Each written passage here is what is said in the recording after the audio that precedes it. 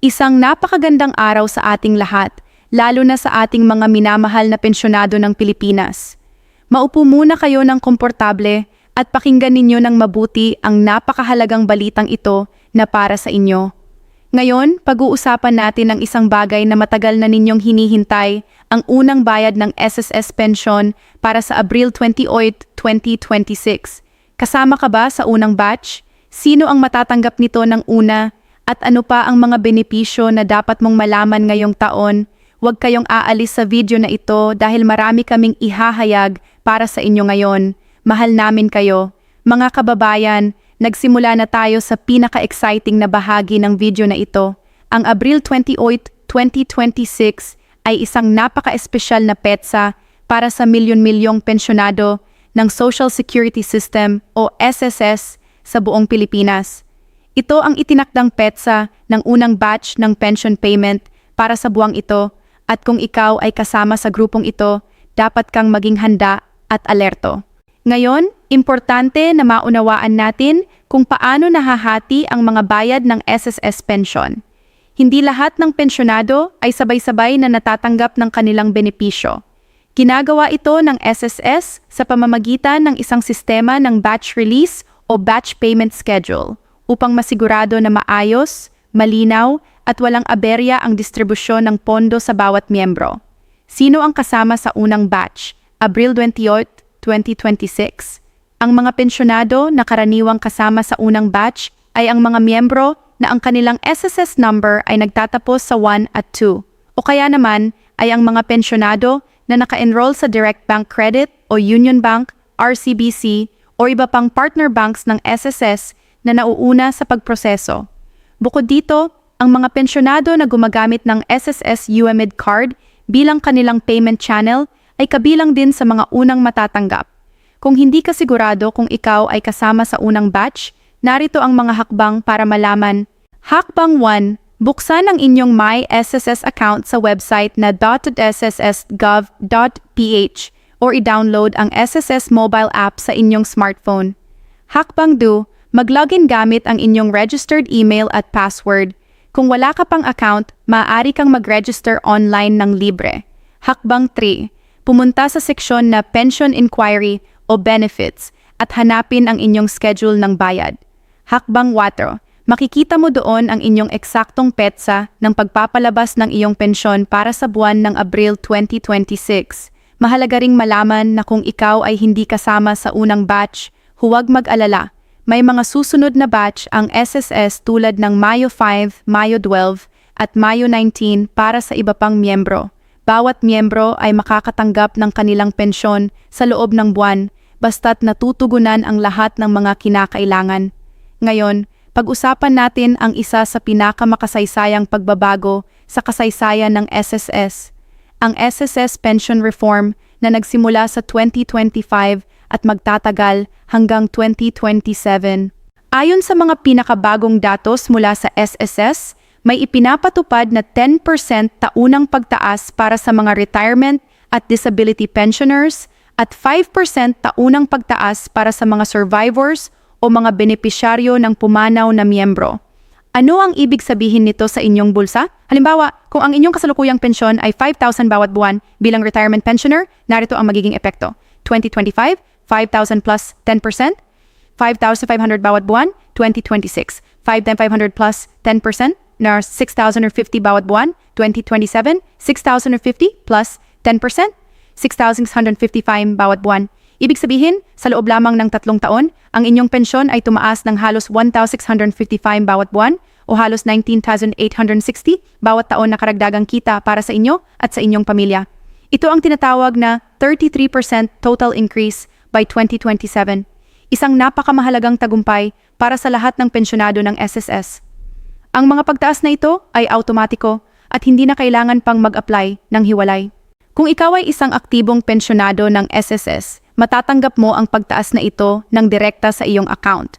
Para sa ating mga indigent senior citizens o mga matatandang walang sapat na kabuhayan at hindi miyembro ng SSS o GSIS, may napakagandang balita mula sa Department of Social Welfare and Development o DSWD. Ang social pension program ng DSWD ay nagbibigay ng buwanang stipend sa mga kwalipikadong senior citizens na 60 taong gulang pataas. At ang pinakabagong balita ay ito, ang buwanang stipend na dating 500 lamang ay nadobleng 1,000 na ngayon. Sino ang kwalipikado sa DSWD social pension? Senior citizen na 16 taong gulang pataas. Walang regular na pinagkukunan ng kita tulad ng pensyon mula sa SSS, GSIS o PVAO, mahirap at nangangailangan batay sa assessment ng DSWD residente ng Pilipinas at may valid na senior citizen ID. Paano mag-apply? Hakbang 1, pumunta sa inyong lokal na DSWD field office o sa inyong barangay hall at humingi ng application form para sa social pension program. Hakbang 2, ihanda ang mga sumusunod na dokumento, valid senior citizen ID, birth certificate, certificate of indigency mula sa barangay, at anumang patunay na walang regular na kita. Hakbang 3, isumite ang lahat ng dokumento at hintayin ang assessment ng DSWD social worker. Hakbang 4, kapag naaprobahan, matatanggap na ang 1,000 buwanang stipend sa pamamagitan ng designated na payment channel. Ang pagtaas mula 500 hanggang 1,000 ay malaking tulong sa ating mga lolo at lola na wala pang ibang pinagkukunan ng buwanang kita. Ito ay isang patunay na hindi sila nalilimutan ng gobyerno. Isa sa pinaka-exciting na batas para sa ating mga nakatatanda ay ang Expanded Centenarian Act. Dati, ang cash gift ng gobyerno ay para lamang sa mga magiging 100 taong gulang. Ngunit ngayon, pinalawak na ito at mas maraming senior ang makikinabang. Ayon sa Expanded Centenarian Act, ang mga sumusunod na edad ay makakatanggap ng 10,000 cash gift mula sa gobyerno. 80 taong gulang, 10,000 cash gift, 85 taong gulang, 10,000 cash gift, 90 taong gulang, 10,000 cash gift, 95 taong gulang, 10,000 cash gift, 100 taong gulang, 10,000 cash gift, at isang congratulatory letter mula sa Pangulo. Paano makukuha ang cash gift na ito? Hakbang 1. Makipag-ugnayan sa inyong lokal na Office for Senior Citizens Affairs o OSCA sa inyong bayan o lungsod. Hakbang 2. Ihanda ang inyong birth certificate bilang patunay ng edad, valid ID, at 2 piraso ng ID picture. Hakbang 3. Ang OSCA at ang inyong lokal na pamahalaan ang mag-aasikaso ng pagpoproseso ng inyong cash gift. Hakbang 4. Hintayin ang opisyal na abiso at ang pagpapalabas ng inyong 10,000 cash gift. Ito ay isang napakagandang pagkilala ng gobyerno sa ating mga nakatatanda. Ang bawat taon ng inyong buhay ay may katumbas na pagpapahalaga at pagmamahal mula sa buong bansa. Para sa ating mga dating empleyado ng gobyerno na miyembro ng Government Service Insurance System o GSIS, mayroon din tayong 2 mahahalagang pagbabago na dapat ninyong malaman. Una, pag-aalis ng cohabitation rule. Dati, kung ang isang surviving spouse ay nagsimulang namuhay kasama ang ibang tao nang hindi nagpapakasal, automatiko itong nag-aalis ng kanilang karapatang makatanggap ng survivorship pension. Ito ang tinatawag na cohabitation rule. Ngunit sa pinakabagong update ng GSIS, ang cohabitation rule ay inalis na. Ibig sabihin, ang surviving spouse ay maaari na ngayong mamuhay kasama ang ibang tao nang hindi naaapektuhan ang kanilang survivorship pension. Ito ay isang malaking kaluwagan para sa maraming benepisyaryo na natatakot na nawalan ng kanilang pensyon dahil sa personal na desisyon sa buhay. Pangalawa, pag-aalis ng cap sa survivorship pension dati, may limitasyon o cap sa halaga ng survivorship pension na matatanggap ng isang benepisyaryo. Ngunit sa bagong update, ang cap na ito ay tinanggal na. Ibig sabihin, ang surviving spouse ay makatatanggap na ng buong halaga ng pensyon ng kanilang pumanaw na asawa nang walang limitasyon sa halaga. Ito ay isang napakahalagang pagbabago para sa mga pamilya ng mga pumanaw na government employees. Ang mga benepisyaryo ay dapat makipag-ugnayan sa kanilang pinakamalapit na GSIS Service Center para ma-update ang kanilang mga record at masiguro na natatanggap nila ang buong benepisyo nila. Mga kababayan, ito na ang pinaka-kritikal na bahagi ng ating video ngayon. Kailangan nating pag-usapan ang isang napakadelikadong fake news na kumakalat sa social media at sa mga grupo sa Facebook at Messenger. Marami sa ating mga pensyonado ang nakatanggap ng mensahe o nakakita ng post na nagsasabing may 6,000 bonus at 8,500 karagdagang benepisyo na ipamamahagi ng SSS sa lahat ng pensyonado. Ito ay peke, ito ay scam. Ang SSS mismo ay nagpalabas ng opisyal na pahayag na walang ganitong programa na umiiral, walang 6,000 bonus, walang 8,500 na karagdagang bayad na hindi opisyal na inanunsyo ng SSS. Paano maiiwasan ang mga scam na ito? Huwag mag-click ng kahit anong link na nagmumula sa hindi kilalang Facebook pages o websites. Huwag ibigay ang inyong SSS number, UMID number, password, o anumang personal na impormasyon sa sino man na makipag-ugnayan sa inyo online o sa telepono. I-verify lagi ang anumang balita sa opisyal na website ng SSS na www.ss.gov.ph o sa opisyal na Facebook page ng SSS Philippines. Mag-ulat ng kahit anong kahina-hinalang mensahe sa SSS hotline na 1455 o sa inyong lokal na pulis. Ibahagi ang impormasyong ito sa inyong mga kaibigan at kapamilya upang hindi sila mabiktima ng mga scammer. Tandaan, ang tunay na SSS ay hindi kailanman hihilingin ang inyong personal na impormasyon sa pamamagitan ng social media o text message. Maging alerto at ingatan ang inyong sarili at ang inyong pera. Isa pa sa pinaka-importanting bagay na dapat gawin ng bawat SSS pensyonado ay ang Annual Confirmation of Pensioners o ACOP. Ito ang proseso kung saan pinapatunayan ng mga pensyonado na sila ay buhay pa at patuloy na kwalipikado na makatanggap ng kanilang buwanang pensyon. Bakit mahalaga ang ACOP? Kung hindi ka magsasagawa ng ACOP sa itinakdang panahon, ang iyong pensyon ay maaaring isuspend o pansamantalang mapigilan. Ibig sabihin, hindi ka matatanggap ng iyong buwanang bayad hanggang sa mapatunayan mo ang iyong status bilang buhay na pensyonado. Paano gawin ang ACOP? Hakbang 1. Pumunta sa pinakamalapit na SSS branch na may dala ang inyong valid ID at UMID card. Hakbang 2. Hanapin ang ACOP counter at sabihin sa SSS staff na nandoon kayo para sa annual confirmation. Hakbang 3.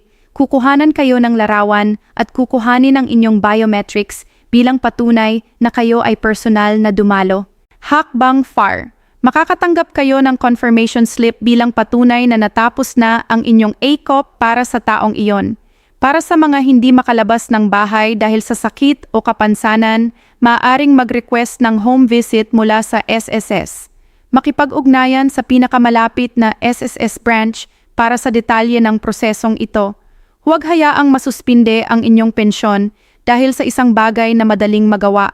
Ang huling mahalagang paksa na pag-uusapan natin ngayon ay ang Portability Law o ang Republic Act 7699. Ito ay isang batas na nagbibigay daan sa mga manggagawa na pagsamahin ang kanilang SSS at GSIS contributions upang matugunan ang kinakailangang bilang ng contributions para makatanggap ng retirement at iba pang benepisyo. Sino ang makikinabang sa Portability Law? Ang Portability Law ay partikular na kapakipakinabang para sa mga taong nagtatrabaho sa parehong pribado at pampublikong sektor sa iba't ibang panahon ng kanilang karera. Halimbawa, kung nagtrabaho ka ng 10 taon sa isang pribadong kumpanya at kalaunan ay naging government employee ng 10 taon, maaari mong pagsamahin ang iyong 20 taon ng contributions mula sa SSS at GSIS. Praktikal na halimbawa, si Lolo Ramon ay nagtrabaho sa isang pribadong kumpanya mula 1990 hanggang 2000, 10 taon ng SSS contributions.